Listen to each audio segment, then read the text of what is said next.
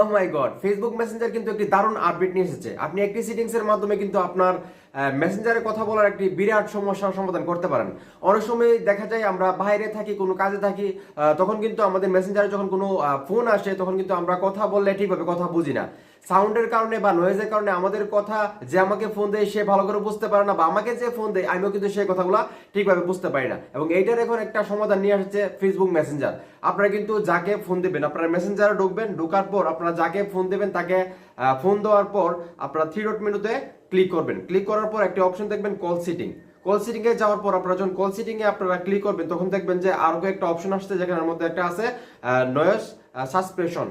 ওইটার মধ্যে আপনারা ক্লিক করে দেবেন বা অন করে দেবেন। তখন দেখবেন আপনি যখন কথা বলবেন একদম ক্লিয়ার কথা বুঝতেও পারবেন, এবং আপনি যে কথাগুলো বলতেছেন সেই কথাগুলো কিন্তু ওই পাশে যে আছে সে কিন্তু ক্লিয়ারলি শুনতে পারবে।